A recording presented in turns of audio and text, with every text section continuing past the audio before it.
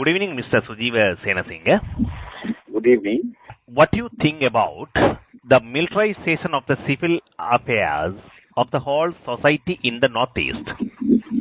Actually, you can't militarize any civil activities because since we have finished the war, it's about 2 years now. It's enough time for us to have a civil administration and a proper civil administration. And from what the report that we get, it has not happened. And that is not good for the democracy of the country and not good for the outlook of the country and is not good for the people of that area. So we urge the government as soon as possible to normalize the situation in that area and for the people to take control and for the political system to take control and for them to have a democracy, good governance, rule of law. And government has not actually been able to achieve this despite the 2 years after the war. And the government has to actually make an effort to bring this situation to a normal situation. The military is more and more involving in politics. Military attacking and disturbing election meetings. Yeah. Also, the defense minister making political decisions. How is it going to end? This is very bad actually. This is a golden opportunity we have got after the war. There was a lot of skepticism about the war. But however, the armed forces did their best to achieve this goal, especially with the General Sarat Fonseca heading it.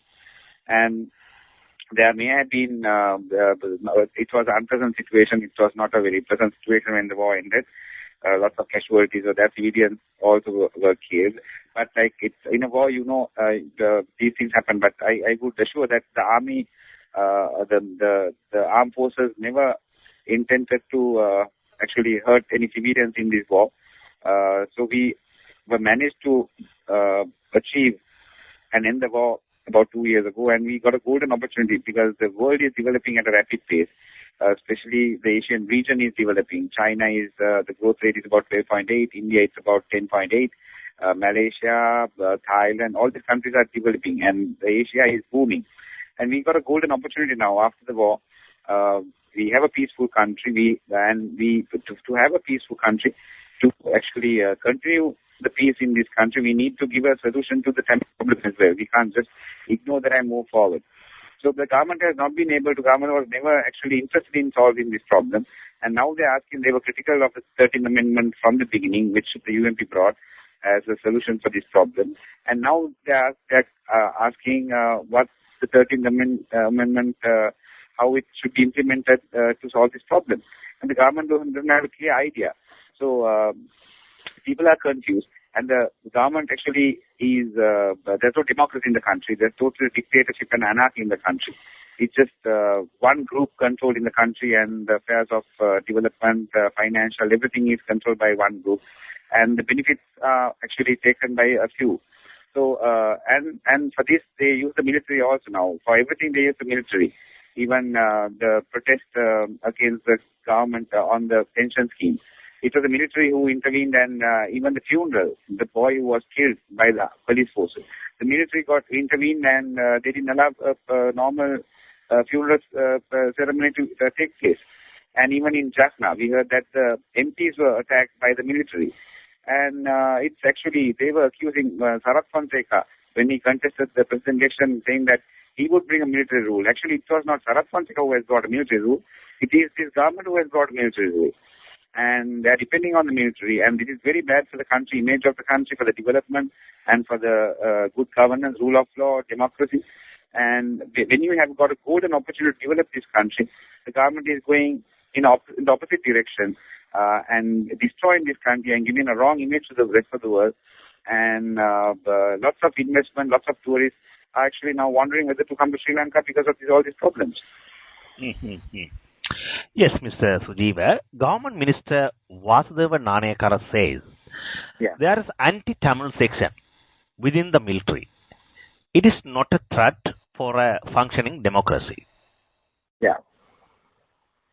No, what do you think about it?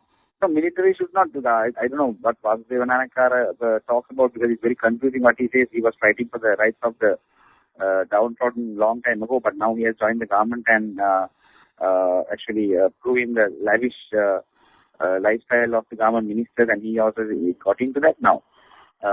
So the military has nothing to do with the people, and military must now, the problem is over, and we must give them a political solution to the Northeast, and then let the people take control and do their day-to-day life and to go on with their day-to-day life.